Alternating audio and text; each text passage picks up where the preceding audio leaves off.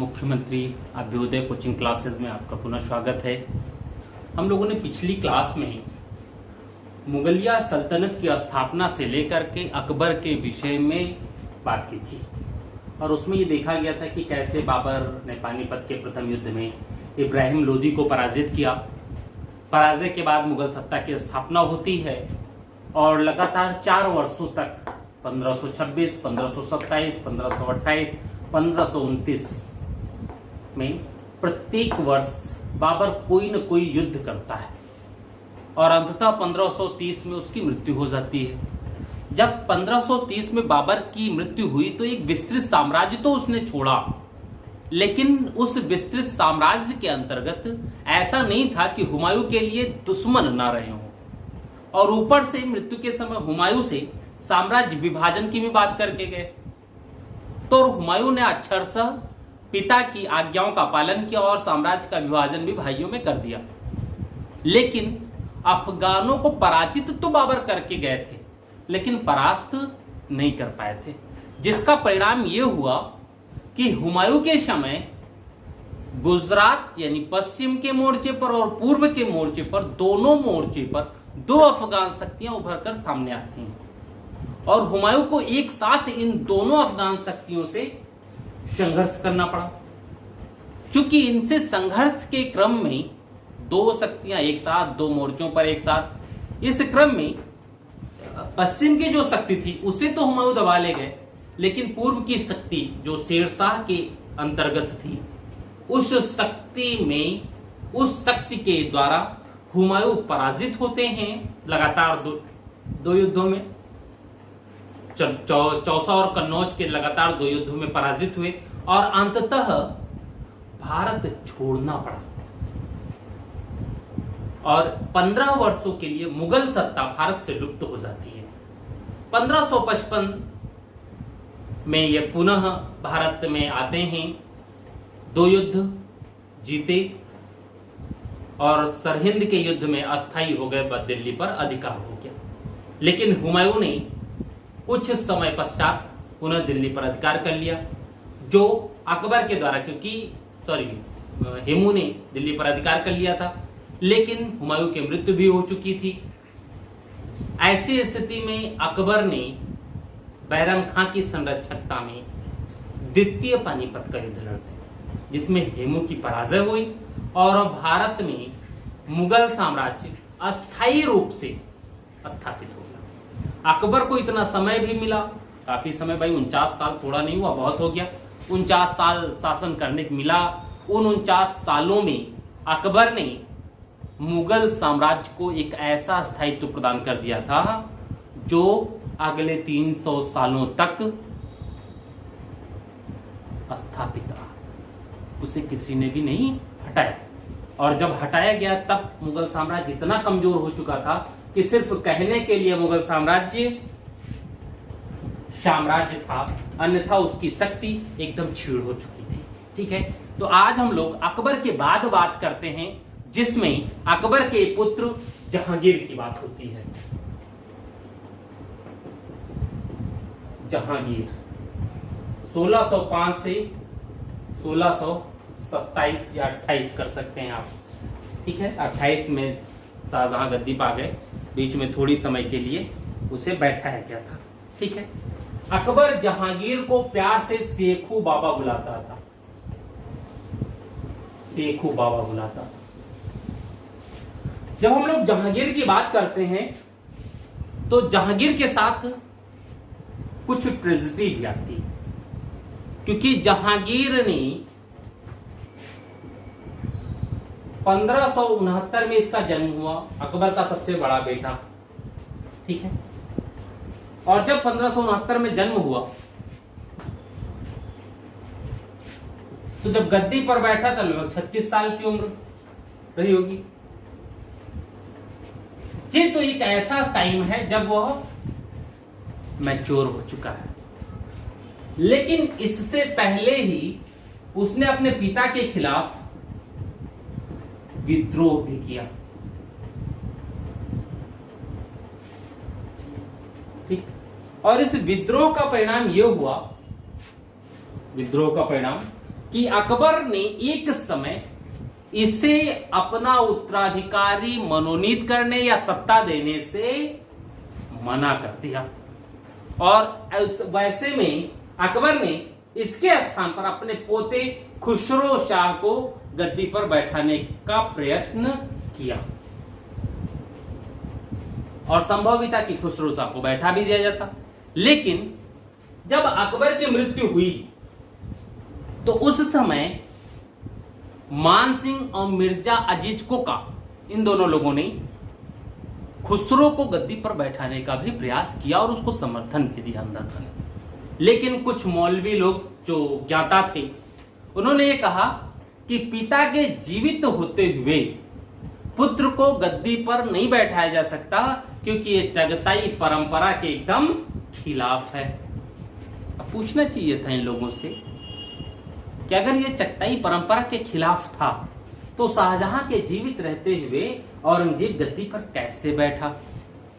तो अगर वो परंपरा तोड़ सकता है तो क्या उससे पहले परंपराएं नहीं तोड़ी जा सकती?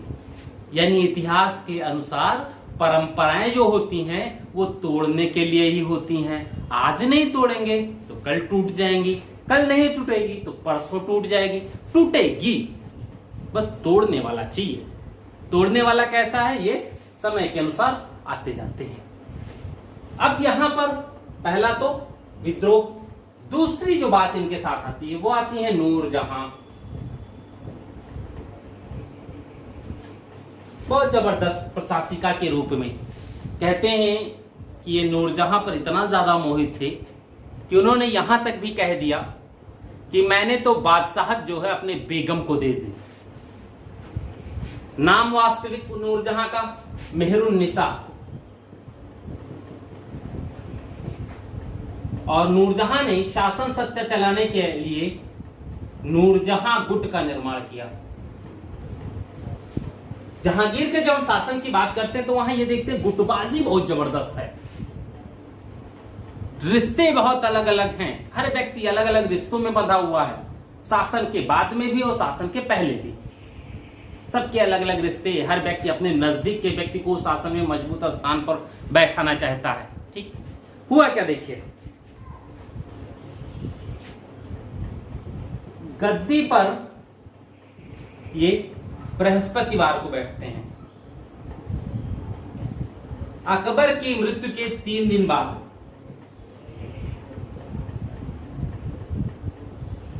ठीक, यानी 3 दिन तक अकबर की मृत्यु के बाद शोक मनाया गया। उसके बाद इनका राज्याभिषेक हुआ। ठीक, 3 नवंबर 1605 को गद्दी पर बैठे। ठीक है, अब देखिए, अब जब ये गद्दी पर बैठे और अकबर ने पूर्व में ही शहजादा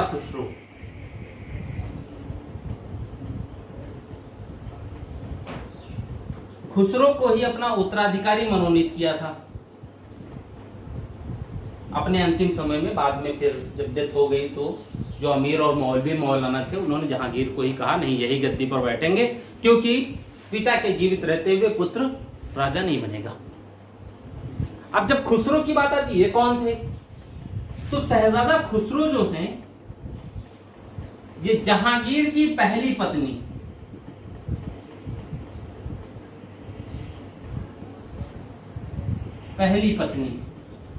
मानबाई,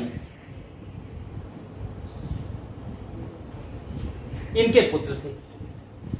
और मानबाई ने 1606 में जहर खाकर आत्महत्या कर ली थी। ठीक, अब ये मानबाई कौन थी? ये जो मानबाई हैं, ये दूसरा एक नाम सुना होगा आपने, मान सिंह। यही तो सुना था। तो यहां मानबाई बाई लग गया तो महिला, सिंह लग गया तो इतना बड़ा सेनापति। मानबाई आमेर के राजा मान सिंह की बहन थी ये।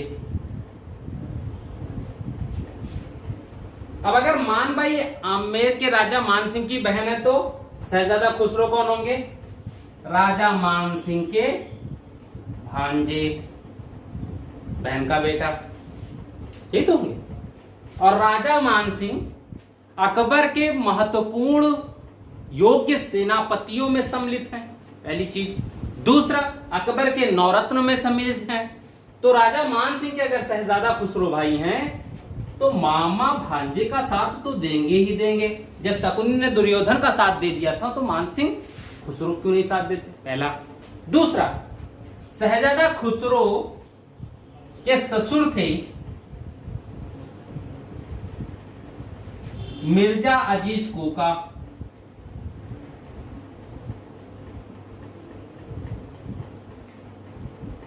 कोकलतास के पुत्र, ठीक। जब ससुर ये हैं तो ससुर जी भी क्या हैं, अकबर के समय सेनापति, तो ये भी तो यहां देंगे इनको सपोर्ट। तो जब अकबर की डेथ हुई तो सबसे बड़ी समस्या यही थी गद्दी का वारिस कौन हो। ये दोनों लोग यही कह रहे थे नहीं नहीं ये बढ़िया लौंडा है, इसको बैठा दिया जाए गद्दी पे। क्यों? क्योंकि ये दोनों लोग ये जानते थे कि अगर शहजादा खुसरो शासक होता है तो इन दोनों लोगों का प्रशासन में प्रभाव बढ़ता। जहांगीर इन लोगों को पसंद नहीं करता था, तो अगर जहांगीर बहुत पसंद नहीं करते तो जहांगीर अगर शासक होते हैं तो फिर इन लोगों का प्रशासन में प्रभाव कम होगा, ठीक। तो अपने प्रभाव को प्रशासन में बनाए रखने के लिए इन लोगों ने अपने अनुसार समर्थक वर्ग बना लिया, ठीक। लेकिन हुआ क्या कि जैसे ही अकबर की मृत्यु हुई, एक नया निष्कर्ष आ गया दो लोगों के द्वारा। कौन? सैयद खां चगताई और शेख फरीद बुखारी। शेख फरीद बुखारी और सैयद खां चगताई, सैयद खां चगताई, ये दो लोग प्रभावी थे, शेख हैं यानी इस्लाम के जानकार हैं, इस्लामिक नियमों के जानकार हैं, चगताई परंपरा के हैं।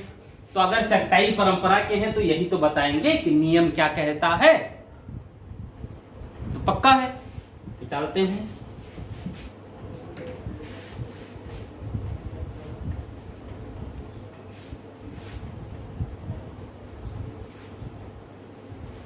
ठीक। इन दोनों लोगों ने क्या कहा कि नहीं नहीं नहीं नहीं ऐसा नहीं होगा, पिता के जीवित रहते हुए पुत्र का राज्याभिषेक हो ऐसा चगताई परंपरा नहीं कहता है। फिर कहता क्या है चगताई परंपरा? चगताई परंपरा कहता है यदि ज्येष्ठ पुत्र जीवित हो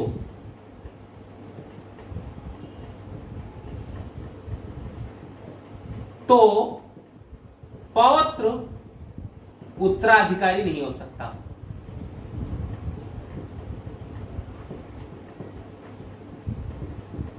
कह कौन रहा है? शेख साहब यानी इस्लाम के जानकार। अब जहांगीर के राज्याभिषेक को धर्म से जोड़ दिया गया, धार्मिक नियमों से जोड़ दिया गया, चगताई परंपरा से जोड़ दिया गया। तो अगर धार्मिक नियम और चगताई परंपरा से इनका राज्याभिषेक जोड़ दिया जाए तो क्या कोई व्यक्ति अब ऐसा था जो विरोध करता है इनका? नहीं। इसलिए इन दोनों के नियमों के अकॉर्डिंग सलीम ही जहांगीर, नूरुद्दीन बादशाह जहांगीर के नाम से गद्दी पर बैठे और ये शासक हो। ठीक। अब प्रारंभ में सत्ता के लिए शहजादा खुसरो का नाम आया भी, शहजादा खुसरो बन नहीं पाए। तो क्या शहजादा खुसरो की, जिसकी उम्र भी अभी कम थी, उसकी महत्वाकांक्षा खत्म हो जाएगी? नहीं, पापा बने, चलो ठीक है। और वो पापा जिनकी वजह से मां कभी खुश नहीं रही। 1606 में मां को जहर खा के आत्महत्या करनी पड़ी। मामा खुश नहीं है इनसे, पापा खुश नहीं है। कौन से पापा? ससुर जी, वही तो असली पापा हैं, वो नहीं खुश हैं। तो क्या ऐसे पिता के खिलाफ विद्रोह करना बनता है? क्यों नहीं बनता है? जब मेरे मामा और पापा राज्य के इतने बड़े सेनानायक हों तो क्या मेरा साथ नहीं देंगे? मामा तो साथ देंगे ही देंगे, क्योंकि मेरी मम्मी भी चली गई, अब मैं ही बचा हूं उनके बहन के उस पे। ससुर जी तो मेरे साथ आएंगे ही आएंगे, तो जब दोनों लोग आएंगे मेरे साथ तो फिर सत्ता हम पलट सकते हैं। इसलिए शहजादा खुसरो ने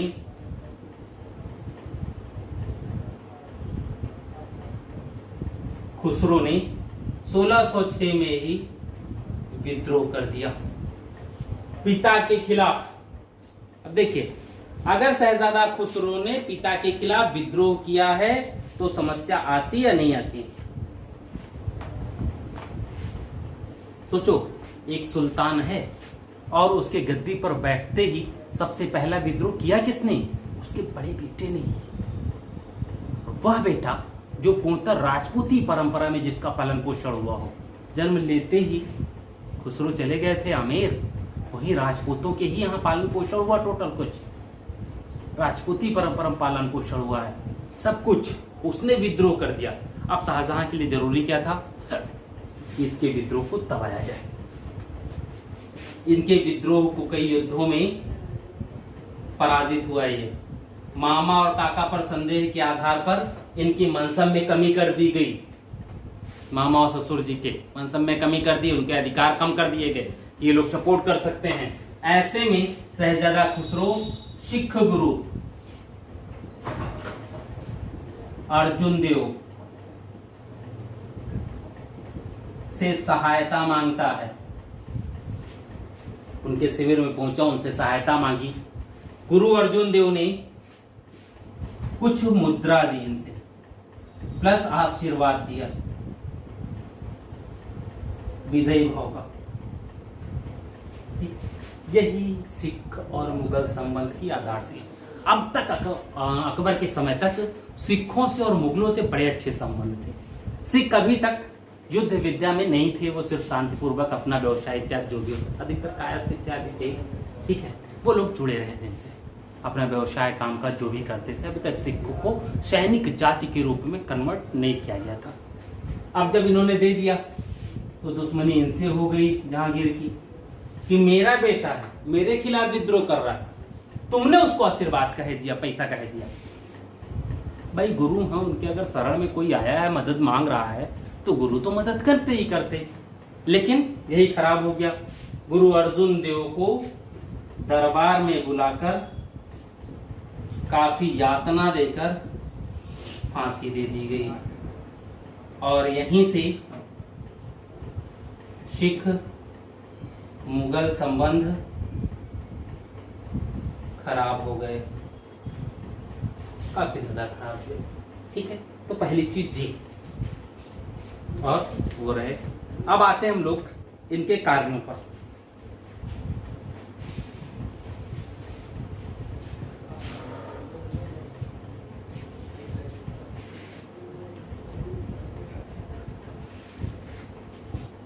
ठीक है, देखिए, ये दूसरे शासक हैं मुगलों के जिन्होंने आत्मकथा लिखी, जहांगीर और बाबर। ठीक है, आत्मकथा क्या है? तुजुक के बाप जहांगीरी, तुजुक ए जहांगीरी, ये लिखी आत्मकथा तुजुक ए जहांगीरी। ठीक है, ये आत्मकथा इन्होंने लिखी, और इसी में इन्होंने ये उल्लेख किया है कि गद्दी पर बैठते ही जहांगीर ने 12 अध्यादेश जारी किए, और इन्हीं 12 अध्यादेश से हम जहांगीर के शासन के तरीके और जनता के बीच में उसकी क्या सोच थी, जनता के लिए कैसी सोच रखता था, इसके विषय में हम पता कर सकते हैं, जान सकते हैं। ठीक, अब इन 12 अध्यादेशों में देखते हैं पहला क्या था। पहला, तमगा, जकात एवं बहरी, तमगा, जकात एवं बहरी, ये टैक्स हटा दिए। ठीक है, ये 3 टैक्स, इन तीनों टैक्सों को हटाया पहले। यानी जनता के ऊपर टैक्स का जो बोझ है वो कम हुआ, नहीं होगा, वो तो कम हुआ। ठीक, दूसरा कहते हैं जिन मार्गों पर चोरी डकैती होती थी, जिन मार्गों पर चोरी डकैती होती थी वहां के जमींदारों को आदेश दिया गया कि वे उन मार्गों के आसपास आबादी बसा दें। पहला, अब भाई जिन मार्गों पर सुनसान जगह पे ही चोरी डकैती होगी तो जहां चोरी डकैती होती है वहां 8-10 घर बसा दो। ठीक, पहला। दूसरा, वो जमींदार जनता की भलाई के लिए क्या करें, सड़कों के किनारों पर सराय, मस्जिद, कुएं आदि का निर्माण करवा दें। अब सराय अगर बन जाएगी तो उसमें कुछ न कुछ तो रुके रहेंगे ही, अगर उसके आसपास चोरी डकैती होती है, शोर किया लोग, तो सराय से मदद भी पहुंच सकती है, वहां 1-2 सैनिक भी रहेंगे। मस्जिद बन जाती है तो मस्जिद में हमेशा 1-2 मौलवी या मौलाना लोग या नमाजी 1-2 रहेंगे, वो भी पहुंच सकते हैं। कुआं यानी पानी की व्यवस्था के लिए। ठीक है, तो यानी दूसरी भी जो कार्य है वो भी कहीं ना कहीं जनता की भलाई के लिए ही है। ठीक है, नेक्स्ट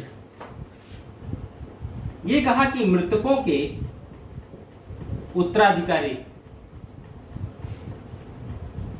जो मृतक हैं वो सेना में हैं या वैसे भी हैं, मृतकों के उत्तराधिकारी को स्वतंत्रता पूर्वक उनकी संपत्ति का उत्तराधिकार दिया जाए। अब तक होता क्या था कि जो मृतक होते थे उनके उत्तराधिकारियों की जो संपत्ति दी जाती थी उसमें भी कुछ न कुछ टैक्स ले लिए जाते थे, या अड़चन भी आती थी, कभी 2-3-4 उत्तराधिकारी आ गए, कभी फ्रॉड भी आ गए, तो उसमें भी समस्या होती थी। इसने कहा कि यदि किसी मृतक का उत्तराधिकारी ना हो तो उसकी संपत्ति का प्रयोग इस्लामिक नियमों के अनुसार मस्जिद, कुआं तथा तालाबों के निर्माण के लिए किया जाए। सोचिए, मान लो कोई बिना उत्तराधिकारी का व्यक्ति था, चला गया, तो उसकी पूरी संपत्ति मस्जिद, तालाब और कुओं के निर्माण के लिए, यानी यहां पर भी वो ध्यान दे रहा है धर्म का और प्रजा कल्याण का। तालाब बनेगा, पानी संचय होगा, सिंचाई के उपयोग में आएगा, उत्पादन बढ़ेगा, किसानों को फायदा होगा, कुएं बढ़ेंगे, प्यास बुझाने के काम आएंगे, कुछ तो आएंगे। व्यापारियों की गांठों को मार्ग में उनकी अनुमति के बिना ना चेक किया जाए, ना खोला जाए, तो चीजें भी एक ठीक है। ठीक है, ये भी चीजें, यानी ये 3 जो भी हैं वो कहीं ना कहीं प्रजा कल्याण के लिए है। नेक्स्ट उसने कहा तंबाकू इत्यादि, शराब, तंबाकू, ये पूछा गया है तंबाकू के सेवन पर रोक किसने लगाई थी, तो वो जहांगीर हैं जिन्होंने तंबाकू के सेवन पर रोक लगाई। ठीक है, ये और मादक वस्तुएं ना बनाई जाए और ना बेची जाए, ये चीजें आ गई। ठीक है, ना बनाई जाए और ना बेची जाए। यद्यपि जहांगीर स्वयं शराब पीता था, कहते बहुत बड़ा अफीमची भी था, नशा भी करता था, शराबी भी था। नूरजहां और नशा दुइये इसको सबसे प्रिय था। ठीक है, नेक्स्ट देखो, मकानों पर अधिकार तथा अंग भंग का निषेध किया जाए। किसी के भी मकान पर अधिकार सेना के द्वारा या किसी के द्वारा जो किया जाता था उसको अंग भंग ना किया जाए। दंड की प्रक्रिया होती थी अंग भंग कर देना, तो वो ना किया जाए, ना बेचा जाए। ठीक है, सॉरी, ना किया जाए। कोई व्यक्ति दूसरों के घरों में ना घुसे बिना उस घर वाले की अनुमति के। ये तो एक संस्कार पे आता है कि आप किसी घर में जाएं तो नॉक कर लें, उससे पूछ लें, वो जब आपको अंदर आने की अनुमति दे तभी आप अंदर जाएं, अन्यथा आपको नहीं जाना चाहिए। ठीक है, नेक्स्ट देखिए, फिर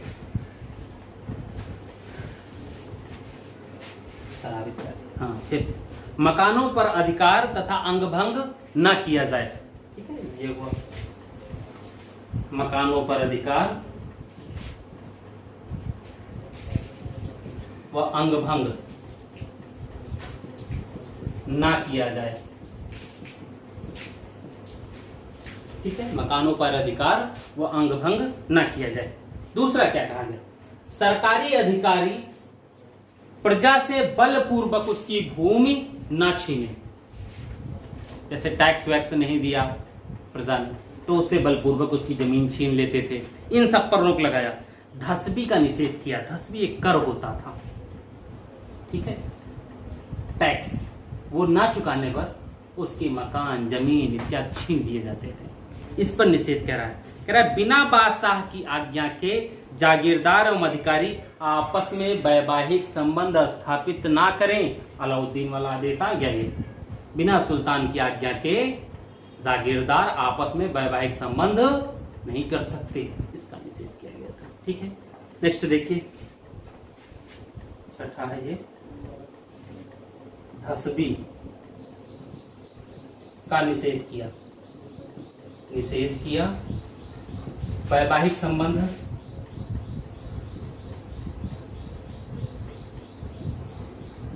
सुल्तान की आज्ञा से, यानी बादशाह की आज्ञा के बिना वैवाहिक संबंध स्थापित न किए जाएं। देखिए, सातवां, नगरों में अस्पतालों का निर्माण किया जाए और उन अस्पतालों में हकीमों की व्यवस्था की जाए। अस्पताल बनाए जाएं,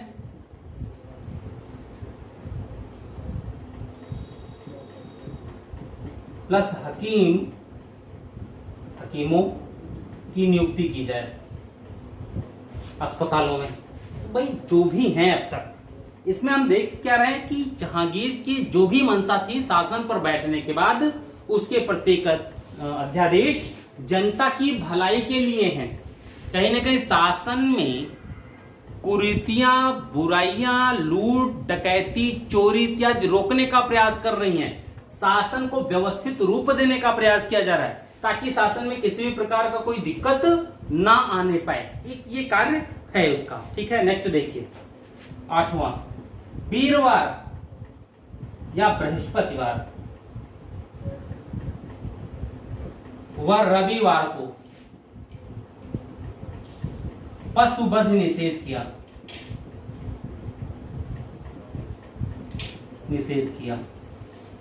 ठीक, बृहस्पतिवार क्यों? क्योंकि बृहस्पतिवार को वह शुभ दिन मानता था। क्यों? क्योंकि बृहस्पतिवार को उसका राज्याभिषेक हुआ था। तो बृहस्पतिवार राज्याभिषेक के दिन पशुवध निषेध। रविवार को क्यों पशुवध निषेध? क्योंकि रविवार अकबर का जन्मदिन था और पूर्व में भी अकबर ने रविवार को पशुवध निषेध कार्यक्रम लागू कर रखा था। रविवार को उसने मनाही कर रखी थी कि पशुओं की बलि या वध नहीं किया जाएगा, इसने बृहस्पतिवार अपने राज्याभिषेक के दिन को उसमें ऐड कर दिया। तो पशुवध रोक रहे हैं तो कहीं ना कहीं ये भी ठीक ही था। चलो 2 ही दिन सात्विक हो जाओ, शाकाहारी रहो, रोज नहीं हो सकता। ठीक है, तो अब तो बृहस्पतिवार भी कुछ लोग नहीं खाते हैं, लेकिन रविवार लगभग सभी खाते हैं। पहले रविवार रोका था। ठीक, दूसरा ये कहता है क्योंकि रविवार को मेरे पिता शुभ दिन मानते थे। रविवार को उसके पिता शुभ दिन मानते थे क्योंकि इसी दिन सृष्टि का आरंभ हुआ। पापा जिस दिन पैदा हुए उसी दिन से सृष्टि का आरंभ होती है, वैसे नहीं होगी। ठीक, इसलिए रविवार दिन के प्रति सम्मान व्यक्त किया जाए और इस दिन पशुवध न किया जाए। बृहस्पतिवार चूंकि मेरा सिंहासनारोहण हुआ है, इसलिए मेरे लिए बृहस्पतिवार महत्वपूर्ण है, इसलिए बृहस्पतिवार को भी न किया जाए। रविवार को सृष्टि के प्रारंभ होने के कारण रविवार दिन के प्रति सम्मान प्रदर्शित किया जाए। ठीक है, नेक्स्ट, उसने कहा मेरे पिता के समय के जागीरदार और जमींदार जो भी हैं, उन सभी को उनके पदों पर बने रहने दिया जाएगा। किसी को उनके पद से डिस्टर्ब या हटाया नहीं जाएगा। ये व्यवस्था भी उसने की, उनको भी बैठा दिया गया। ठीक, लास्ट, सॉरी ये तो 11 हुआ ना, 11 में क्या कहा? आइमा यानी एम्मा भूमि एक होती थी, जो मदद मास के रूप में दी जाती थी। कुछ लोग ऐसे धर्म इत्यादि के क्षेत्र में, समाज सेवा के क्षेत्र में अच्छा जो काम करते थे, उनको एक मदद मास भूमि दी जाती थी, आइमा या एम्मा कहा जाता था। ये जो भूमि होती थी ये टैक्स विहीन होती थी। यह भूमि जिन लोगों के पास रहती थी वो उससे आय अर्जित करें, उन्हें कोई टैक्स नहीं देना पड़ता था। ठीक है, ये कभी किसी व्यक्ति को दे दिया जाता था, धार्मिक संस्थाओं को दे दिया जाता है, ये चीजें होती थी। जैसे अकबर ने हरमंदिर साहिब को भी 500 बीघा जमीन दिया था, जिसमें आज अमृतसर का टेम्पल बना है सूर्य मंदिर, वो अकबर के द्वारा दी गई मदद माशी भूमि थी। ठीक है, कहते हैं जिन लोगों के पास ऐसी भूमियां या जिन संस्थाओं के पास ऐसी भूमि है वो उन्हीं के पास बनी रहने दी जाएगी, उनसे वापस नहीं किया जाएगा। उसने सद्रे जहां को आदेश दिया कि वह प्रतिदिन निर्धनों की देखभाल करे, क्योंकि सद्रे जहां जो है वही धार्मिक कार्यों की देखभाल करता था, इसलिए उसने ऐसा आदेश उन्हें दिया। 12,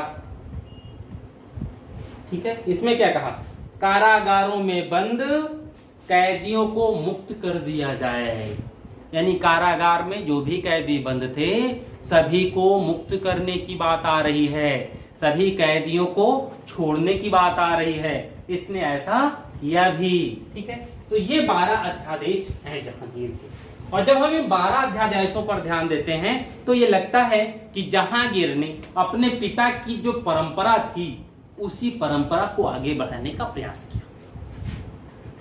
ठीक है, दूसरी चीज, प्रारंभ तो जहांगीर ने बहुत अच्छा किया, लेकिन बाद में अत्यधिक शराबी होने के कारण जहांगीर ने अपनी संपूर्ण शासन सत्ता नूरजहां और नूरजहां गुट के हाथों में सौंप दी। स्वयं शासन सत्ता, शासन व्यवस्था में दिलचस्पी जो लेता था वो कम हो गया। ठीक है, तो ये चीजें आई जहांगीर के समय में। आगे बढ़ते हैं हम लोग बात कर रहे थे, 1 मिनट, हम लोग बात कर रहे हैं जहांगीर की। और जब जहांगीर की बात कर रहे थे तो हम लोगों ने उसके 12 अध्याय देखे। ठीक है, अब 12 अध्यायों के बाद हम लोग देख लें जहांगीर के अभियान क्या क्या थे। और जब अभियान की बात करते हैं तो सबसे पहला जो अभियान था उसका वो था मेवाड़ का, क्योंकि योग्य पिता की अयोग्य संतान वो नहीं कहलाना चाहता था, क्योंकि मेवाड़ राजपुताने में इकलौता ऐसा राष्ट्र था जिसे अकबर विजित नहीं कर पाए या मेवाड़ ने अकबर की अधीनता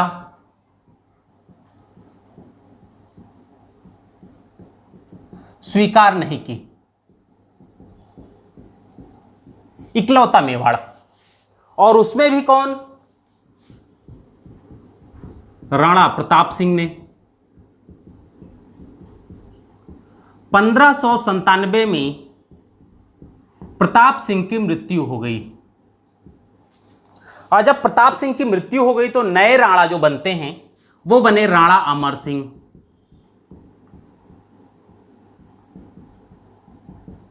राणा अमर सिंह भी प्रताप सिंह की ही तरह योग्य, बहादुर और राजपुताने के सम्मान को बचाए रखने वाले व्यक्ति थे। अमर सिंह ने अकबर के जीवित रहने तक मुगल आधिपत्य को स्वीकार ही नहीं किया। जब अकबर की मृत्यु हो गई तो नए शासक कौन हो गए, जहांगीर। और अब तो भाई दक्षिण में खानदेश इत्यादि भी अकबर ने जीत लिया था, अहमदनगर से संधि करी ली थी। ठीक है, उत्तर भारत में लगभग संपूर्ण विजित ही कर लिया है। जहांगीर के लिए था क्या कि पापा जो नहीं कर पाए वो बेटवा कर ले जाए, यानी जो अकबर नहीं कर पाए हैं वो मैं करके अगर दिखा दूं तो स्वाभाविक है मैं पापा जैसा महान बन सकता हूं। इसलिए इनका जो सबसे पहला अभियान हुआ वो हुआ मेवाड़ पर। पहले अभियान में सफलता नहीं मिली, दूसरा अभियान में सफलता नहीं मिली, तीसरा अभियान जो हुआ, इस तीसरे अभियान का नेतृत्व शहजादा खुर्रम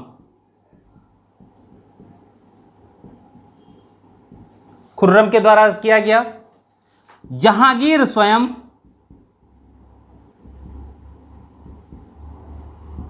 अजमेर पहुंच गए। ठीक, राजा बसु इत्यादि को भी शहजादा खुर्रम के सहयोग में भेजा गया और स्थिति यह हो गई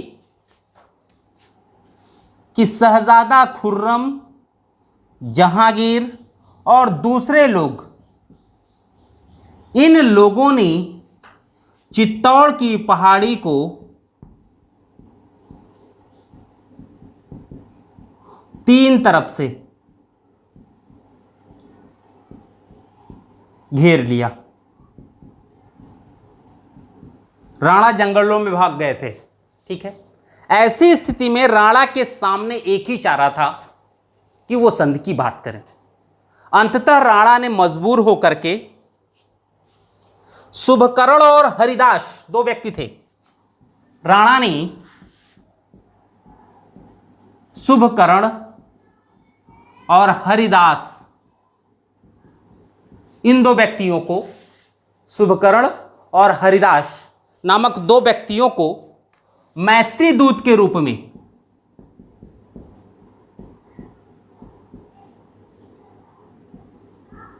संधि हेतु भेजा। ठीक, अब जब मैत्री दूत के रूप में राणा जैसा व्यक्ति भेज रहा है तो जहांगीर के लिए सबसे ज्यादा जरूरी क्या था कि राणा यदि संधि के लिए थोड़ा सा भी तत्पर हुए हैं तो ऐसे मौके को हाथ से नहीं जाने देना चाहिए, क्योंकि पिताजी ने भी राजपूतों के साथ मित्रवत और वैवाहिक रिश्ते ही बनाए थे। राणा कभी भी मुगलों के साथ वैवाहिक रिश्ते के लिए तैयार नहीं होता, इसलिए राणा जैसा भी चाहें वैसी संधि उनसे कर लेनी चाहिए। और अंततः 1615 में मुगल मेवाड़ संधि हो गई। ठीक, अब जो संधि होती है उसकी धाराएं देखिए क्या क्या थी, पूछा भी गया है धाराओं के विषय में, मिटाल दे रहे हैं।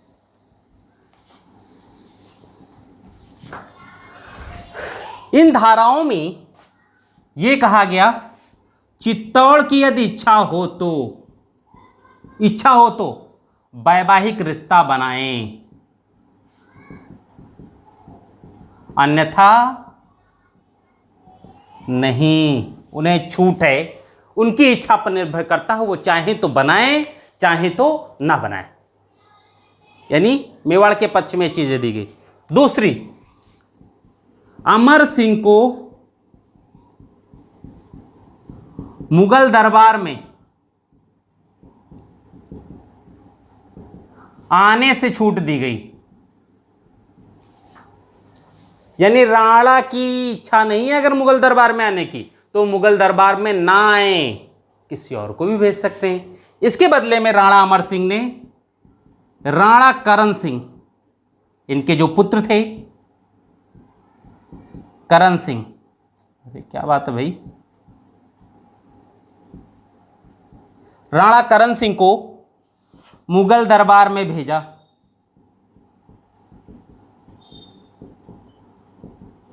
जहांगीर ने करण सिंह को 5000 की मनसब दी। ठीक है, यानी इन संधियों से मेवाड़ के सम्मान की रक्षा की गई। यहां जो भी चीजें थी वो राणा अमर सिंह की जो भी थी सम्मान के लिए, जिसको वो बहुत बुरा मानते थे प्रताप सिंह, उससे इनको छूट दे दी गई। अब समस्या जो था मुगलों की तरफ से जो प्रमुख संधि की गई उसमें यह कहा गया कि मेवाड़ चित्तौड़ किले की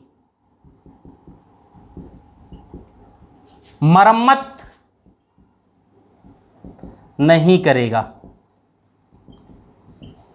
जो ये चीजें थी, सिर्फ इनकी तरफ से यह कहा गया कि सिर्फ किलेबंदी या मरम्मत नहीं करेगा चित्तौड़ किले की। कौन? मेवाड़। लेकिन शाहजहां के समय जब ये चीजें हुई तो पुनः मेवाड़ मुगल संबंध खराब हो जाते हैं और युद्ध की स्थिति आ जाती है, और हुआ भी। ठीक है, तो ये चीजें थी। अहमदनगर इत्यादि से हम लोग बहुत ज़्यादा इधर नहीं, अहमदनगर शाहजहां के ही समय चीज़ें आएंगी। अब ये देखें कि मलिक अंबर जो अहमदनगर के थे उनके विषय में भी आता है, लेकिन वो जब हम लोग प्रांतीय राज्यों की बात करते हैं तो उसमें उसको देखा जाएगा।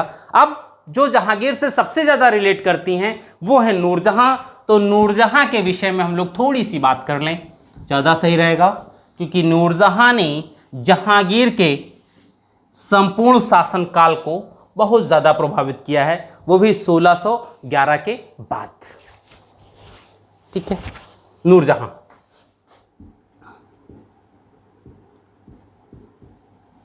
ये जो नाम है नूरजहां, नूरमहल, ये दोनों नाम जहांगीर के दिए गए, जबकि नूरजहां का वास्तविक नाम मेहरुन्निसा था। ठीक, अब समस्या ये थी कि मेहरुन्निसा का जन्म 1577 में हुआ। अब बहुत से आरोप भी लगते हैं जहांगीर के ऊपर भी, पता नहीं क्या क्या। इनकी प्रारंभिक जो शादी हुई वो हुई शेर अफगन से, लेकिन शेर अफगन की हत्या हो जाती है और कहते हैं शेर अफगन की हत्या में कहीं ना कहीं जहांगीर का हाथ था। अब कहानियां बहुत सी बन सकती हैं। कई लोग ये कहते हैं कि नूरजहां को बचपन से ही जहांगीर बड़ा प्रेम करते थे और जब ये युवराज थे और शक्ति इनके हाथ में आई, ये जमींदार बने कहीं के, तो उन्होंने नूरजहां को प्राप्त करने का प्रयास किया, लेकिन इनकी बुरी आदतों के कारण, क्योंकि बड़े अय्याश टाइप में थे, नशेड़ी भी बहुत थे, इनकी बुरी आदतों के कारण मेहरुन्निसा के पिता ने इनसे विवाह न करके शेर अफगन से कर दिया, जो एक छोटी सी जमींदार का मालिक था। लेकिन इन्होंने सिर्फ जमींदारी क्षेत्र में राजस्व के भ्रष्टाचार को लेकर के शेर अफगन के खिलाफ आरोप लगाया और बाद में इन्हीं के सैनिकों ने उसकी हत्या कर दी। जब उसकी हत्या हो जाती है शेर अफगन की, तो मेहरुन्निसा हो गई बेवा। तो ऐसी स्थिति में नूरजहां को कहाँ जाना चाहिए था? अपने भाई के पास, अपने पिता के पास, माता पिता के पास, या वहीं रहना चाहिए? भाई होना तो यही चाहिए था, या तो वो संपूर्ण जागीर की देखभाल नूरजहां के हाथों में सौंप दी जाए, पहली चीज। दूसरा, ऐसी बेवा स्थिति में नूरजहां को उसके माता पिता के पास भेजा जाए या भाई के पास भेजा जाए, क्योंकि भाई भी जीवित थे, माता पिता भी जीवित थी। लेकिन जहांगीर ने ऐसा कुछ नहीं किया। उन्होंने नूरजहां को मुगल हरम में ला करके अपनी मां की सेविका बना दिया। अब जहांगीर अपनी आत्मकथा में यह लिखते हैं कि मैंने मेहरुन्निसा को पहली बार नौरोज त्योहार के अवसर पर 1610 या 11 में देखा था। कहते हैं जब मैंने नौरोज त्योहार के अवसर पर उसे पहली बार देखा तभी मुझे वो बड़ी अच्छी लगी। अब अगर वो सबसे अच्छी तब लगी थी तो इसके पहले तुम जो ये षड्यंत्र कर रहे थे उसे उसके पिता के पास न भेज करके अपने हरम में ले आए, मम्मी की सेविका नियुक्ति, अरे किसी और की भी सेविका नियुक्त कर दिए थे, मम्मी की सेविका क्यों नियुक्ति किया तुमने? उसमें ऐसा क्या गुण था कि तुम उसे हरम में लेकर के अपनी मां की सेविका, और तुमने उससे पहले उसको देखा ही नहीं था। कहते हैं नौरोज त्योहार के अवसर पर देखा और फिर देखने के बाद कुछ ही समय बाद विवाह कर लिया, और विवाह के बाद तो स्थिति ये हो गई कि क्या बताया जाए। ठीक है, तो मेहरुन्निसा से विवाह किया, उसके बाद नूरजहां, नूरमहल इत्यादि की। नूर का मतलब होता है प्रकाश और जहां का मतलब होता है विश्व, यानी संपूर्ण विश्व को प्रकाशमय करने वाला व्यक्ति नूरजहां, संपूर्ण महल को प्रकाश करने वाला। पहले नूरमहल नाम रखा, जब देखा नहीं इसकी रोशनी तो और ज्यादा आगे तक जाती है, तब रख दिए नूरजहां। ठीक है, अब देखिए यहीं पर चूंकि नूरजहां पर इतना ज्यादा अगर मोहित हैं तो नूरजहां भी क्या करेंगी, पति के इस कमजोरी का फायदा उठाना चाहेंगी। नूरजहां ने भी फायदा उठाया, उन्होंने अपने लोगों को महत्वपूर्ण पद वितरित किए, जैसे इत्मादुद्दौला, अस्मत बेगम, आसफ खां,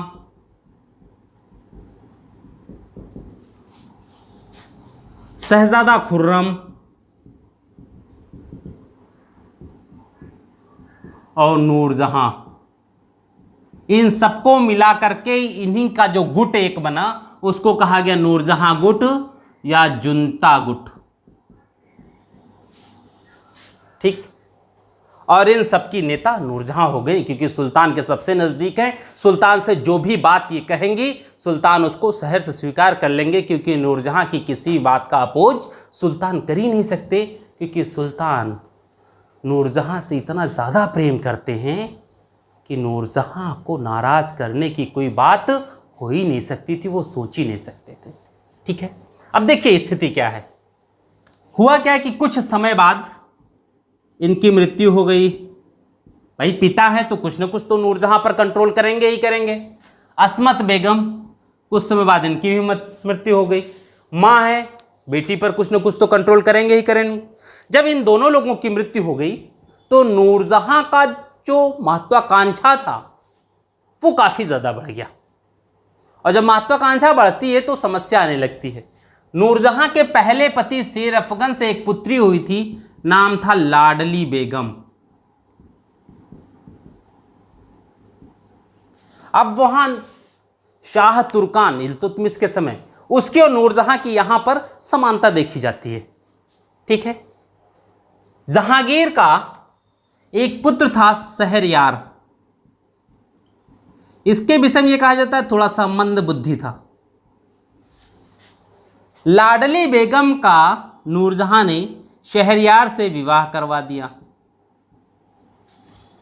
अब प्रश्न यह उठता है कि अगर लाडली बेगम का विवाह शहरयार से करा दिया तो फिर नूरजहां ने जुनता गुट में शहजादा खुर्रम को क्यों रखा था? अपने दामाद को रखना चाहिए था ना।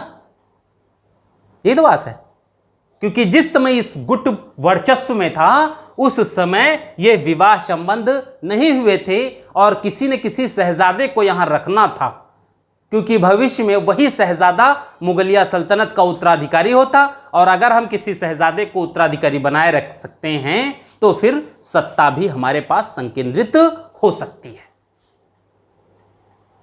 अब खुर्रम को ही क्यों? क्योंकि खुर्रम आसफ खां के दामाद थे।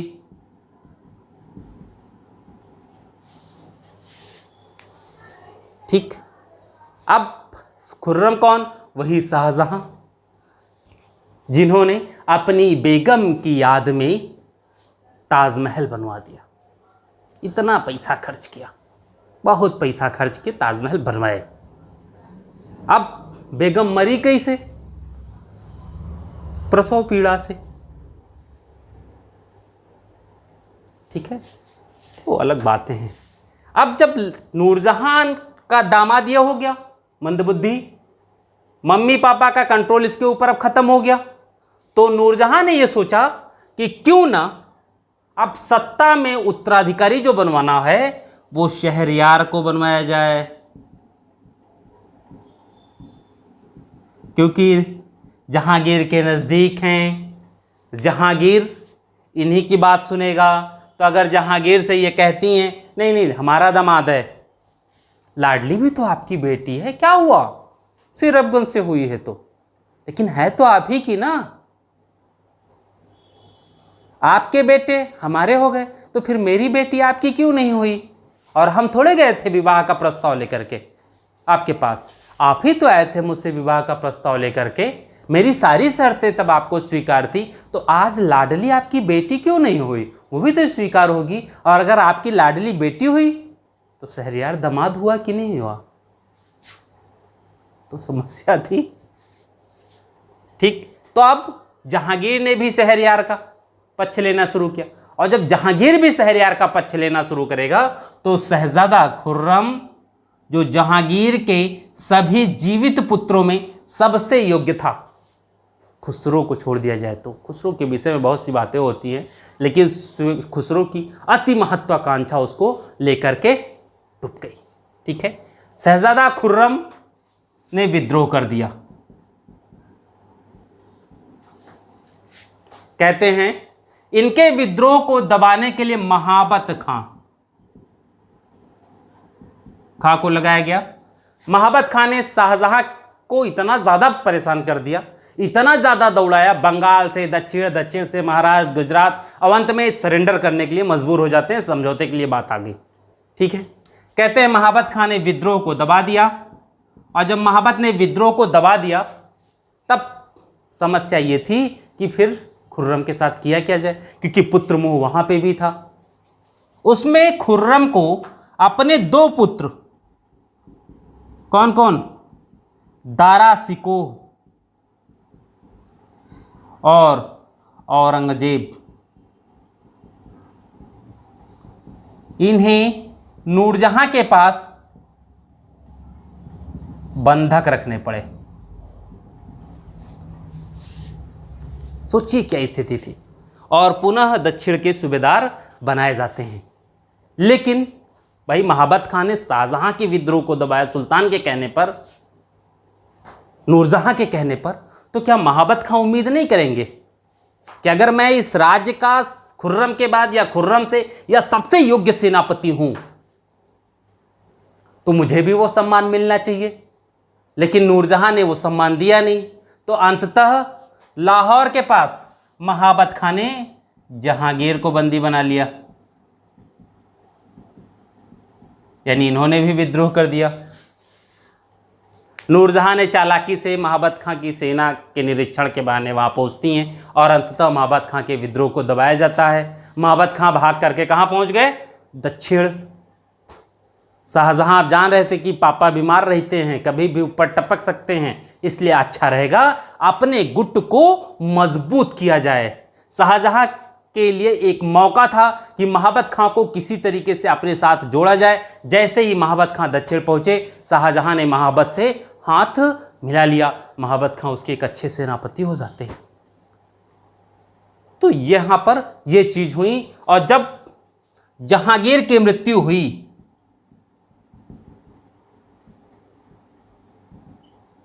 हुई तो नूरजहां क्या सोचती थी कि अपने दामाद को हम शासन पर बैठा दें, भैया हैं हमारे तो वो साथ देंगे ही देंगे,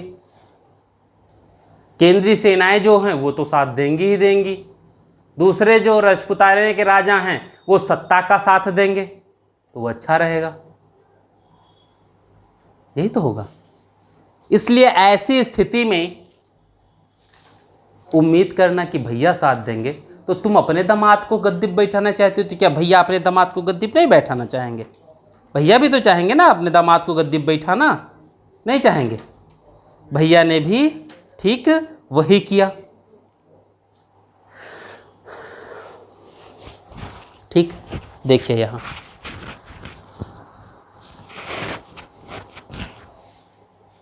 हुआ क्या। जैसे ही मृत्यु हुई, आसफ खां जो वजीर थे किसके,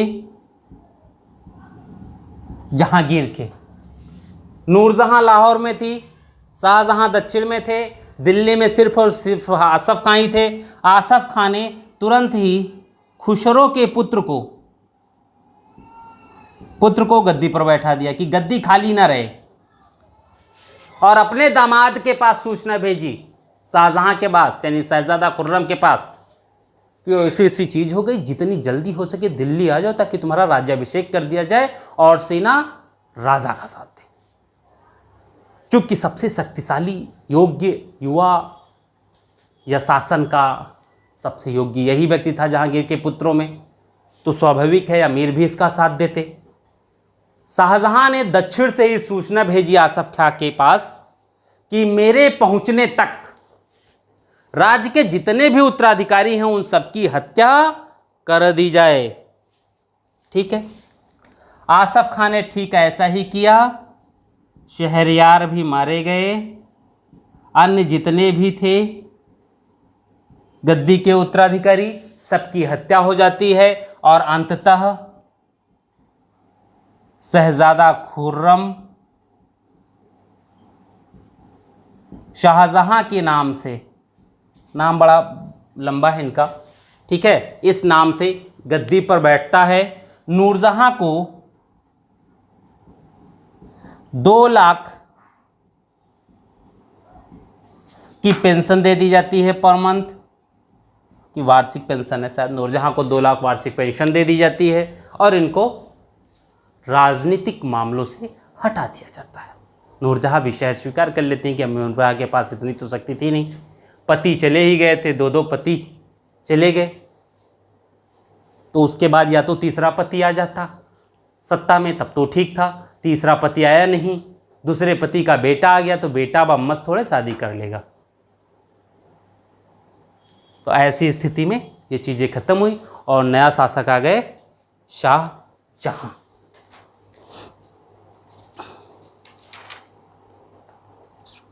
कुछ और चीज़ें जहांगीर में, जैसे कुछ विदेशी यात्री भी आए।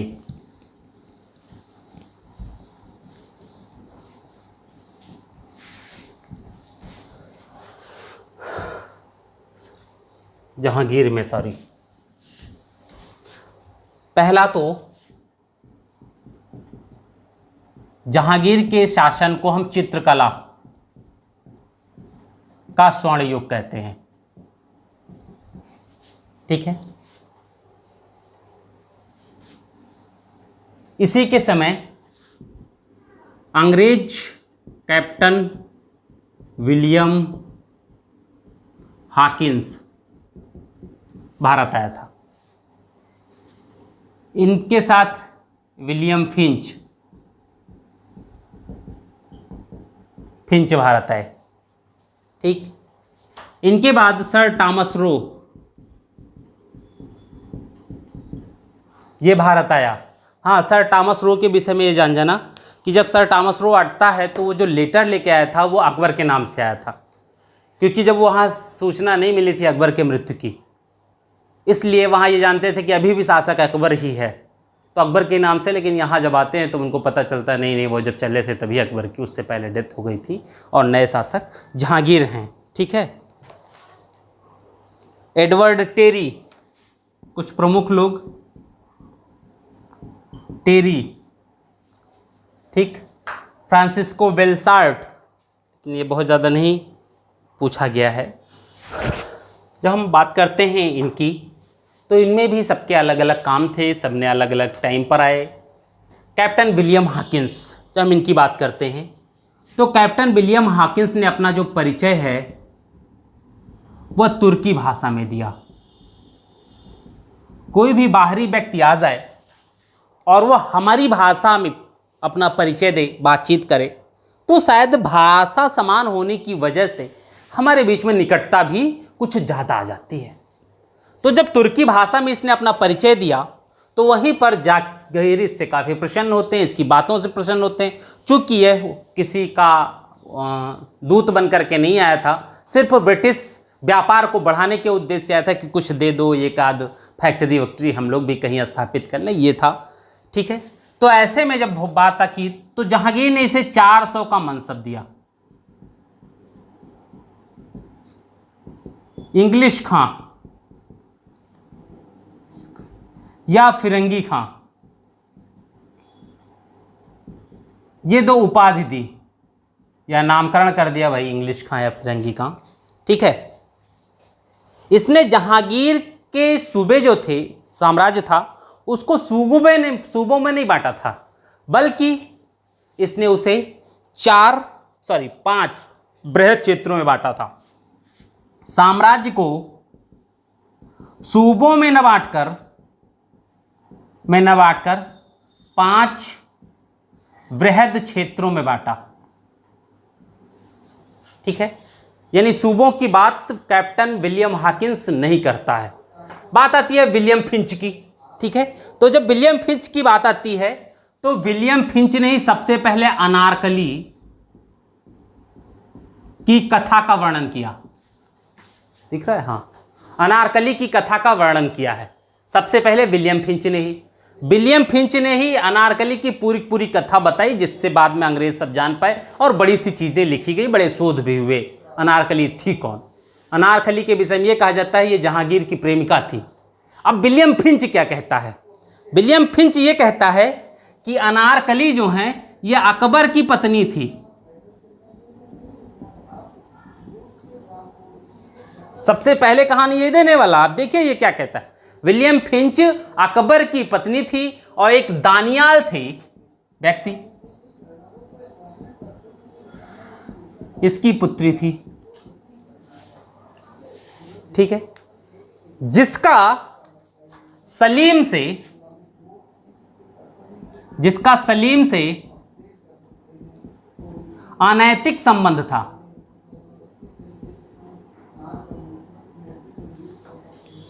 यानी चुप्पे चोरी वाला मुलाकात होता था, ठीक है। ये विलियम फिंच का कहना है, भाई मेरा कहना नहीं है, क्योंकि यहां बाप और पूत की बात है, माँ बेटे की बात है, भतीजी और चाचा की बात है। समस्या ये आ रही है बाबा और नती पोती की बात है।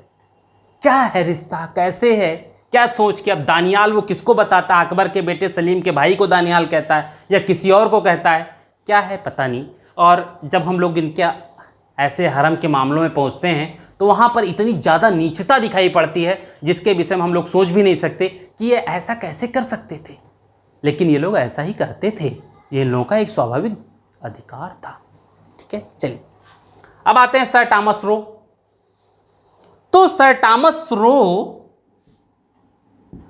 एक दूत की हैसियत से आया, जहांगीर के दरबार में आया था। राजदूत, इसे ब्रिटिश कंपनी के जो निदेशक थे उन्होंने मुगल दरबार के लिए राजदूत नियुक्त किया ताकि यह कुछ छूट पा सके। यह सर टॉमस रो ब्रिटेन में सांसद भी रह चुका था,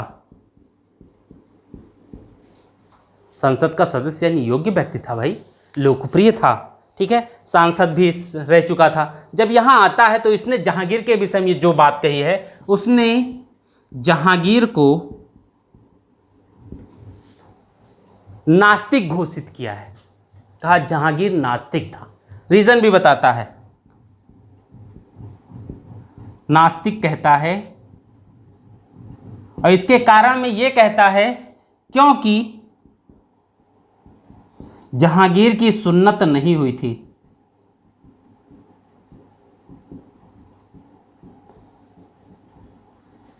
जहांगीर की सुन्नत नहीं हुई थी, ठीक है, इसलिए कहता है। जबकि जहांगीर के जब हम 12 अध्यादेश देखते तो उसमें जहांगीर क्या कहता है कि बच्चों की सुन्नत 8 साल के बाद होनी चाहिए, उससे पहले नहीं होनी चाहिए, यही तो कहा था शायद, ठीक है। सुन्नत के विषय में भी अध्यादेश में इन्होंने कहा और खुद सुन्नत नहीं करवाए थे, ठीक है।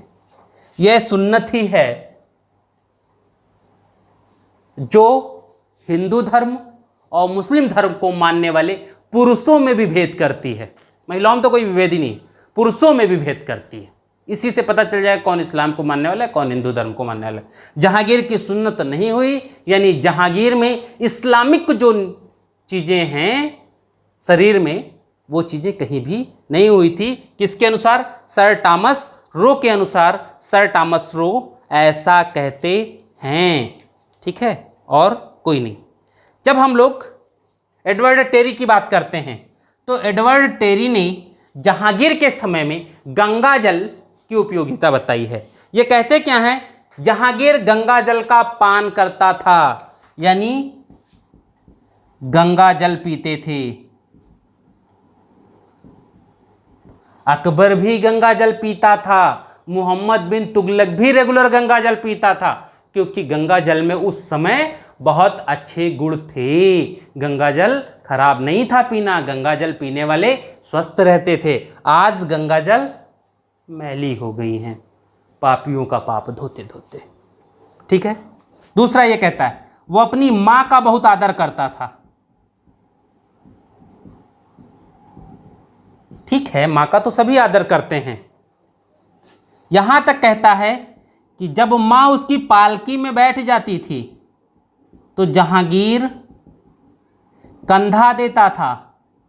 ठीक है, ये तो और अच्छी बात है, मां का आदर करना, लेकिन जब हम लोग यहाँ बात करते हैं तो यहाँ तो और बड़ी खराब छिछार इधर हो जाती है। ठीक है, तो ये इनके दूत थे, ये आए, इन लोगों ने अलग अलग बातें की। सबकी बात पर हम लोग विशेष ध्यान न दें क्योंकि बातें बड़ी खराब होती हैं। ठीक है, हम लोग अब आगे बढ़ते हैं, शाहजहां के विषय में कुछ थोड़ा बहुत जो है वो देखा जाए।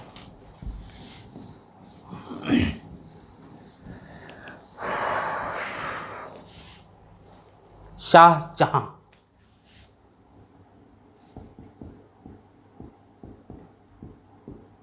1627 से 1658।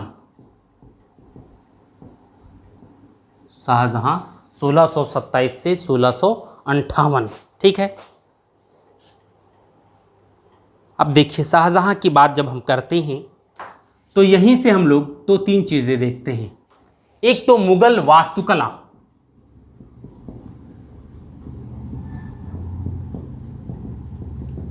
का चरमोत्कर्ष, पहली चीज। दूसरा, दक्षिण विजय, दक्षिण में अहमदनगर का विलय। तीसरा, इनके सांप्रदायिक कार्य, लेकिन कार्य ऐसे नहीं थे जो पूर्णतः हिंदुओं को इनसे अलग कर दें। कार्य ऐसे थे जिससे किसी को ज़्यादा दिक्कत नहीं होती। ये चीज़ें यहाँ थी इनकी। ठीक है, अब देखिए इनके समय होने वाले विद्रोह और फिर उत्तराधिकार का युद्ध। सबसे ज़्यादा तो यही समस्या करता है कि उत्तराधिकार का युद्ध है या ये विद्रोह है, था क्या। लेकिन सामान्यतः कुछ इतिहासकारों ने इसे उत्तराधिकार का युद्ध कह दिया, तो बहुत से लोग उत्तराधिकार का युद्ध ही कहते हैं। लेकिन जहाँ तक मैंने अनुभव किया है कि यह उत्तराधिकार का युद्ध नहीं था, बल्कि शहजादों के द्वारा साम्राज्य के खिलाफ किया गया विद्रोह था ये। क्योंकि उत्तराधिकार का जो युद्ध होता है वो शासक के जीवित रहते हुए कभी हो ही नहीं सकता। भाई पापा जीवित हैं तो कौन सा उत्तराधिकार, खुद बताइए आप। अगर आपके पिता जीवित हों तो आपके भाइयों के बीच में किस बात का उत्तराधिकार है। उत्तराधिकार की समस्या तो तब आएगी जब पिताजी की डेथ हो जाए। यहां तो पापा जिंदा थे, जिंदा रहते हुए ये उत्तराधिकार की बात करने लगे। भाई उत्तराधिकारी जब मरा हो, जिसके पास उत्तराधिकारी के दायित्व हैं, वो जिंदा है, तो जब तक वो जिंदा रहेगा तब तक तो दायित्व उसी के रहेंगे टोटल। तो फिर विद्रोह क्यों कर रहे हो। लेकिन यहां सत्ता संघर्ष था, ये विद्रोह था सीधे सीधे। ये युद्ध नहीं था उत्तराधिकार के लिए कि कौन बनेगा क्या नहीं बनेगा। यहां ये था कहीं पापा बड़कए को ज्यादा न मानने लगे, उसी को सब कुछ घोषित ना कर दें, मेरे हाथ से सत्ता कहीं चली न जाए, इसलिए पिता है के ही खिलाफ इन युवराजों ने विद्रोह कर दिया। दारा ने तो सिर्फ इस विद्रोह को दबाने की कोशिश की, उसने विद्रोह नहीं किया।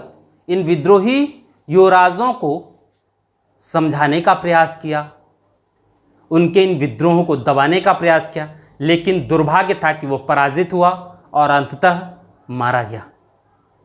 और औरंगजेब जैसा व्यक्ति मुगल साम्राज्य में शासक बन जाता है।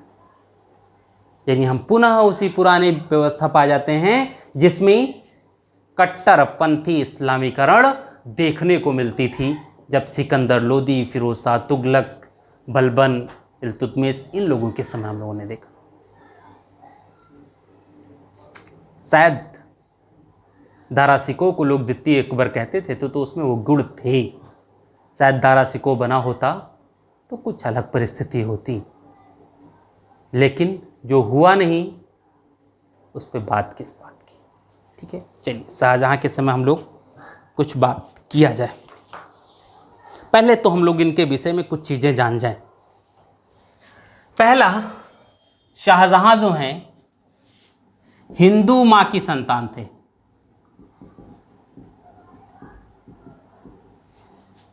शहजादा खुर्रम किसके बेटे? जोधाबाई के। हाँ, ये बहुत विवादित बात है कि शहजादा खुर्रम अगर जोधाबाई के हैं तो वो जोधाबाई जो अकबर वाली है, जोधा अकबर वाली, वो कौन थी? तो ये ध्यान रखिए कि अकबर की पत्नी जोधाबाई कभी थी ही नहीं। यह अंग्रेजों द्वारा प्रचारित किया गया एक मनगढ़ंत कहानी है। जोधाबाई प्रारंभ से ही जहांगीर की पत्नी थी। जोधाबाई नाम क्यों पड़ा? क्योंकि जोधाबाई जोधपुर की थी। और अकबर का हम लोग एक अध्यादेश पढ़े थे जिसमें वो यह कहता है कि जो रानियां हैं, किसी भी रानी का नाम न लिया जाए बल्कि उनको उनके मायके के नाम से पुकारा जाए। क्योंकि जोधाबाई जोधपुर की, तो जोधपुर के नाम पर ही जोधाबाई हो गई। पहला, इनका मूल नाम हरखाबाई था। 1586 में मोटा राजा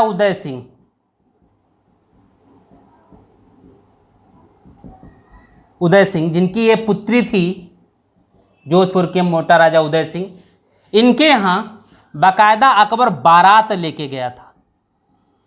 जहांगीर की, अपनी बारात नहीं लेके गया था, जहांगीर की बारात लेके गया है।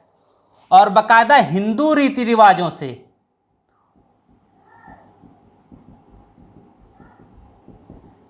से जहांगीर और हरखाबाई, जिन्हें बाद में जोधाबाई कहा गया, इनका विवाह हुआ। राजस्थान जोधपुर में हिंदू रीति रिवाज से हुए।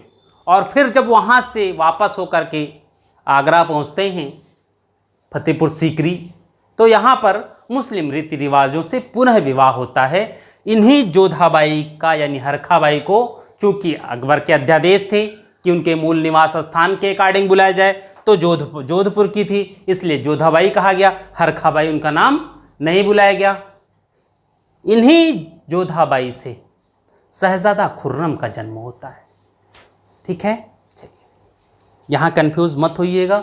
जोधा अकबर खूब सीरियल बना, मूवी बना, जिस समय वो चीज़ें आई उस समय विवाद भी हुई। बाद में प्रारंभ में ही दे दिया जाता है कि इतिहास के दृष्टिकोण से ये सही नहीं है, इसलिए काल्पनिक रचनाएं सिर्फ मनोरंजन के उद्देश्य से, लोकप्रिय होने की वजह से इनको बनाया गया, इसलिए इसमें कोई सोचने की बात विशेष नहीं होगी। ठीक है। दूसरा, लेकिन शाहजहां ने किसी हिंदू महिला से विवाह नहीं किया।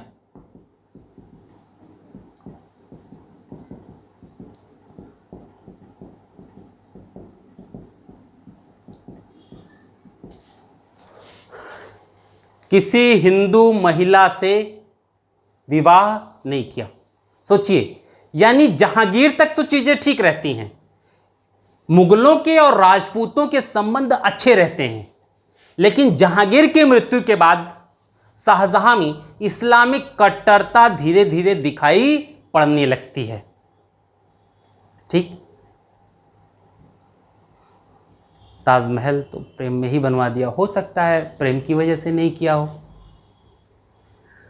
तो मुमताज की बात ही अलग भाई, न बात किया जाए उन पे।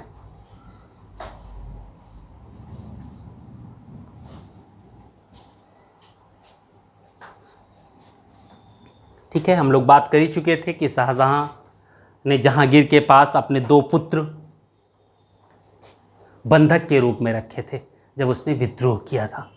ठीक है, शाहजहां के समय एक और बात आती है, वो आती कोहिनूर हीरे की।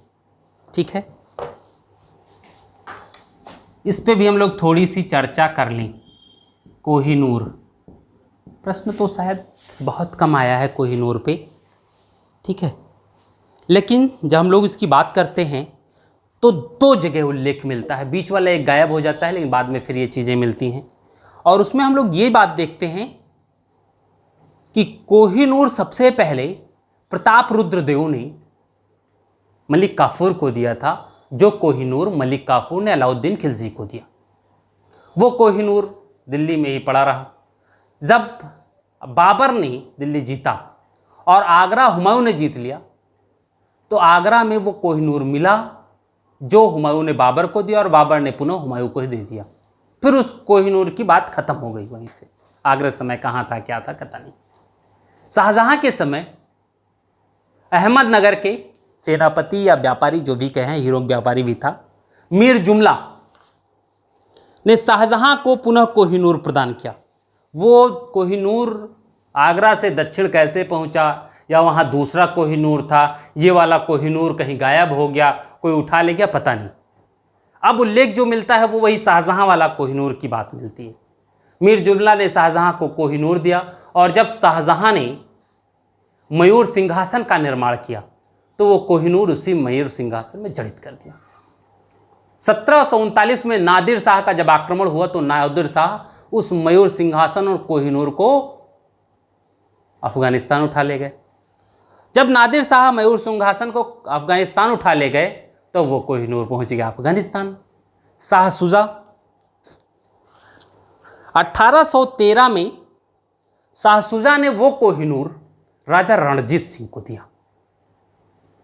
वो इस उद्देश्य से दिया था कि राजा रणजीत सिंह सहायता करके शाहजहां को, शाह शुजा को अफगानिस्तान का अमीर बनाने में मदद करेंगे।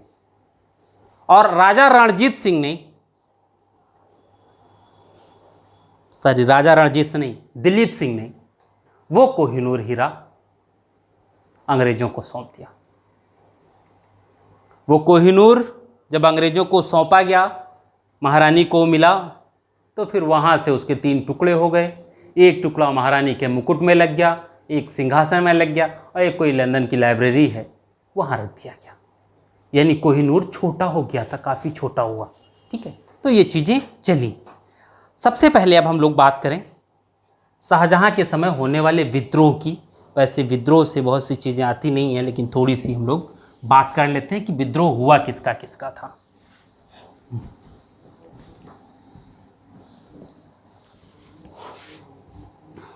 विद्रोह, पहला खाने जहां लोदी का विद्रोह हुआ इनके समय। ठीक है, खाने जहां लोदी का विद्रोह हुआ।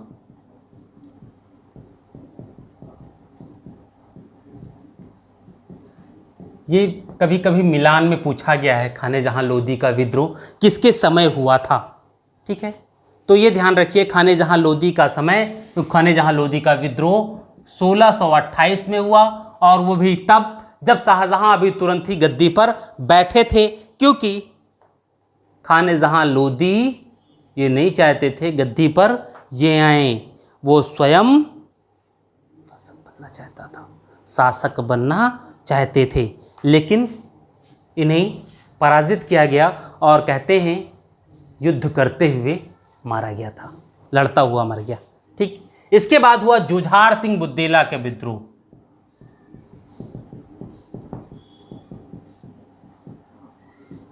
ये जुझार सिंह बुंदेला वही वीरदेव सिंह बुंदेला जिन्होंने अबुल फजल की हत्या की थी, उन्हीं के बेटे थे। और बुंदेलखंड में ये विद्रोह हुआ। कहते हैं बुंदेलखंड में होने वाला यह पहला विद्रोह था, और ये फिर बुंदेलखंडी लगातार विद्रोही हो गए। उनके विद्रोह को फिर रोका नहीं जा सका, क्योंकि इसी विद्रोह को दबाने में मथुरा के केशव राय मंदिर औरंगजेब ने काफ़ी चोट पहुंचाया था। ठीक है, महोबा में चंपत राय का विद्रोह हुआ।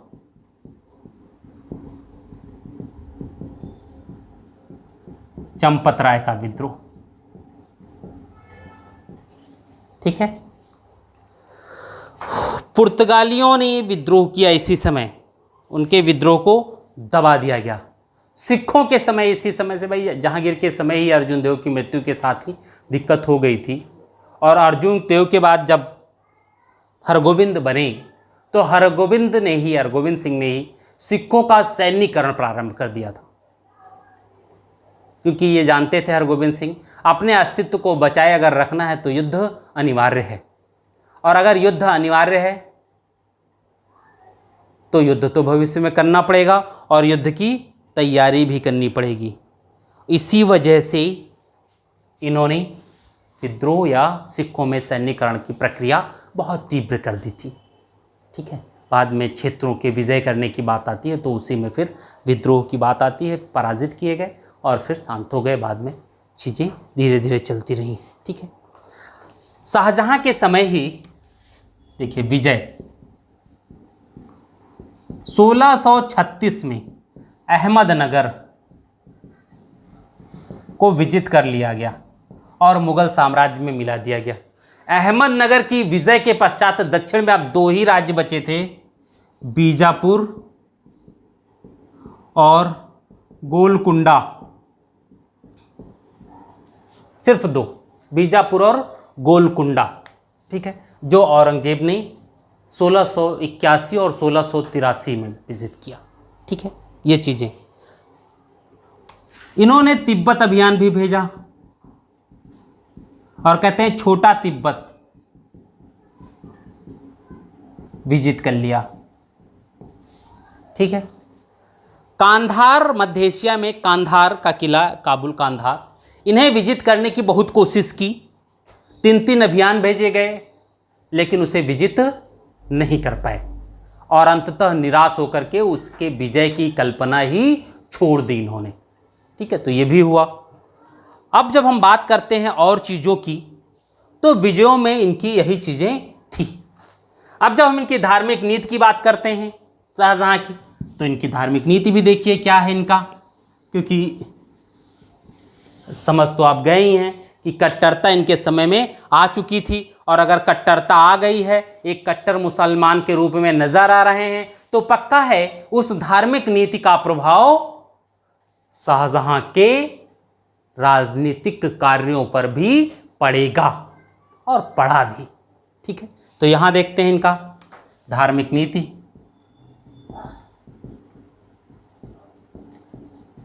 पहली पॉइंट, ठीक है, पहला पॉइंट, शाहजहां ने हिंदुओं को मुसलमान बनाने के लिए एक पृथक विभाग बनाया। ठीक, और यह कहा कि धर्मांतरण के पश्चात उस व्यक्ति का अपने पिता की संपत्ति में अधिकार बना रहेगा। सोचिए, 1856 में अंग्रेजों के द्वारा लाया गया अधिनियम, सॉरी 1856 नहीं 53 में, लैक्स लॉ की कानून, जिसमें यह कहा गया था यदि कोई भी व्यक्ति ईसाई धर्म स्वीकार कर ले तो उसे उसकी पिता की पैतृक संपत्ति में बराबर का अधिकार होगा। और उसका विरोध हुआ 1857 की क्रांति में, वो भी एक कारण के रूप में आता है। ठीक है, इन्हें यह कहा कि हिंदुओं को मुसलमानी ढंग के वस्त्र पहनने से रोक दिया जाए, रोक लगा दिया। अब भाई वस्त्र है, हम पहने चाहे तुम पहनो, कोई भी पहने, हिंदू मुस्लिम तरीके के वस्त्र नहीं पहन सकते और मुसलमान तो पहनने नहीं देना है उनको। ठीक है, पहला धर्मांतरण हेतु अलग विभाग बनाया।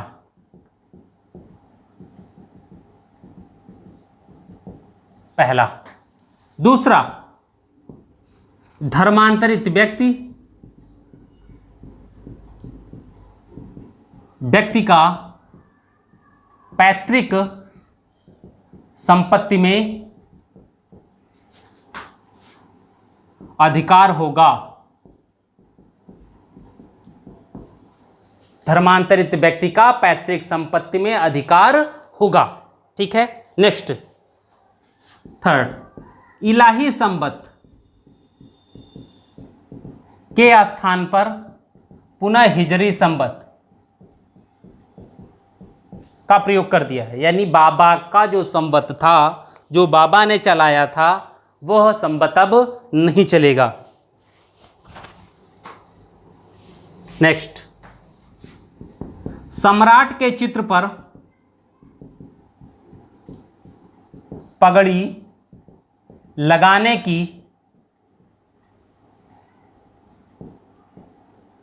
मनाही कर दी। ठीक है, नेक्स्ट देखिए,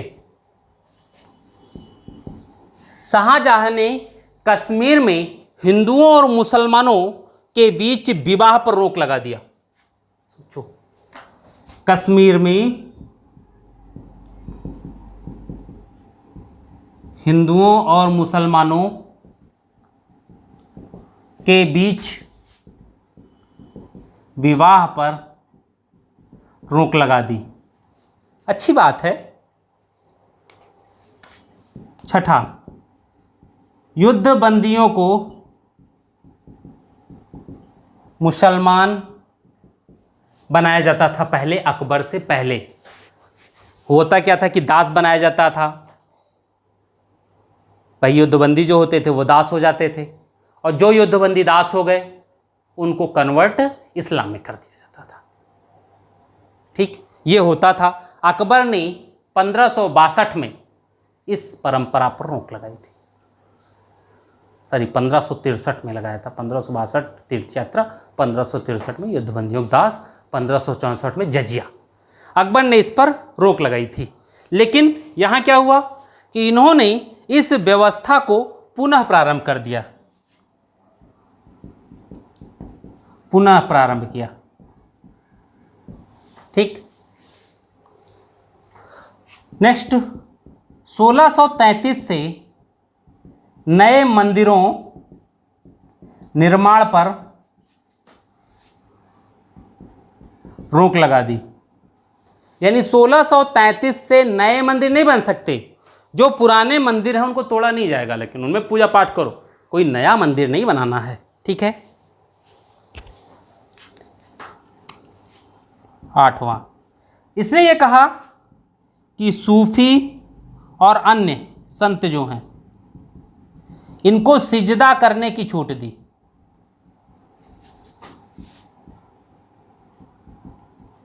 केवल यही लोग सिजदा कह सकते हैं। इसके पहले क्या होता था, सभी सिजदा करते थे। ठीक, सभी तो करते थे, लेकिन आप केवल यही कर सकते हैं और कोई नहीं करेगा। ठीक, 1636 से सिजदा और पायबोस इस पर रोक लगा दी, यानी खत्म कर दिया। यानी दरबार में अब सिजदा और पायबोस नहीं होगा, बल्कि इनके स्थान पर एक नई व्यवस्था दी, चहार तस्लीम की।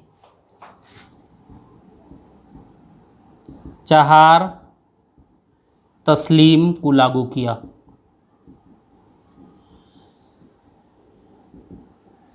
ठीक है, नेक्स्ट बढ़ते हैं। मिटाल रहे हैं।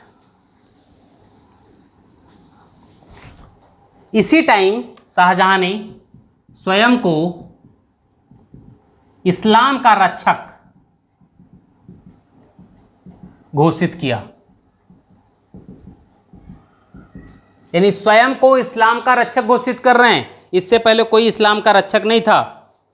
ठीक, प्रशासन में मुसलमानों को प्राथमिकता दी। ठीक है,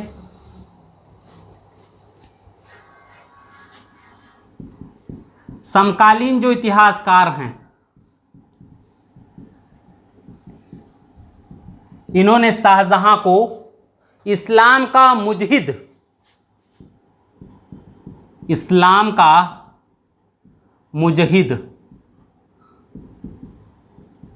और शरीयत का स्तंभ, शरीयत का स्तंभ कहा। ठीक है, अब देखिए, जब शाहजहां के प्रारंभ में ये सब अध्यादेश हो गए, उसकी धार्मिक नीति में हम लोग देखते हैं, तो फिर कैसे ही अपेक्षा कर सकते हैं कि शाहजहां का शासन अकबर जैसा हो सकता था, सबको समानता होती। तो अगर शाहजहां ऐसा कर रहे हैं तो शाहजहां के बाद जो व्यक्ति गद्दी पर बैठेगा उसमें इस्लामिक कट्टरता होनी स्वाभाविक थी। यदि किसी व्यक्ति में इस्लामिक कट्टरता नहीं तो फिर सुल्तान नहीं बन सकता था। जिस व्यक्ति में इस्लामिक कट्टरता होती सुल्तान भी वही बनता, कोई और व्यक्ति सुल्तान नहीं बनता। लेकिन हुआ क्या, कविंद्राचार्य जो हिंदू महात्मा थे, उनके कहने पर इन्होंने इलाहाबाद और बनारस में तीर्थ यात्रा कर समाप्त कर दिया। तीर्थ यात्रा कर पुनः इन्होंने लगवाया दिया था। ठीक है, हाँ, इसको पूछा भी गया है। कवींद्राचार्य के कहने पर, अनुरोध पर इलाहाबाद और बनारस में तीर्थ यात्रा कर समाप्त किया। लेकिन शाहजहां की हम लोग जब नीति देखते हैं तो जब शाहजहां के ऊपर दारा सिकोह और जहांआरा का प्रभाव पड़ता है तो ये देखते हैं कि शाहजहां धीरे धीरे इस्लामिक कट्टरता से दूर होता चला जाता है। ठीक है, हिंदू मुसलमानों को विवाह कर से मुक्त कर देना, मंदिरों को ध्वस्त करने की आज्ञा नहीं देना, ठीक है, शराब को चंबल नदी में फेंकवा दिया, सोने चांदी के जो प्याले थे उनको तुड़वा करके दीन दुखियों में बंटवा दिया। ठीक है, ये सब कुछ काम उसके बाद में अच्छे होते हैं। शांतिदास को जैनियों के लिए विश्राम गृह बनाने के लिए भूमिदान दिया उसने, यानी जैन धर्म को भूमिदान दिया था विश्राम गृह बनाने के लिए। जैन संत थे शांतिदास।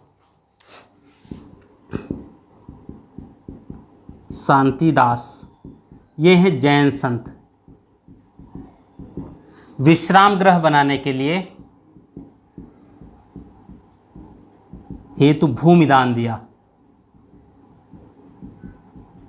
लेकिन ये जो भी काम हैं वो कब हैं? जब इसके ऊपर ज़्यादा प्रभाव है किसका? दारा सिकोह और जहांआरा बेगम का। ठीक है, तो ये चीज़ें इनके समय हम लोग देखते हैं। बाद में इनके और भी बहुत से काम हैं। सबसे ज़्यादा ज़रूरी जो है इनकी वो है वास्तुकला। प्रश्न भी इनके ज़्यादातर वास्तुकला और उत्तराधिकार से ही आते हैं। ठीक है, फिर जब हम लोग इनके अंग्रेज़ों के आने की बात करते हैं तो इनके समय में टेवर्नियर और मनुची पीटर मुंडी ये तीन व्यक्ति महत्वपूर्ण, बर्नियर भी इन्हीं के समय आया था। टेवर्नियर, बर्नियर, पीटर मुंडी और मनुची ये इन्हीं के टाइम पर आए थे। ठीक है, और इन्होंने अपनी अलग अलग बातें भी कही हैं।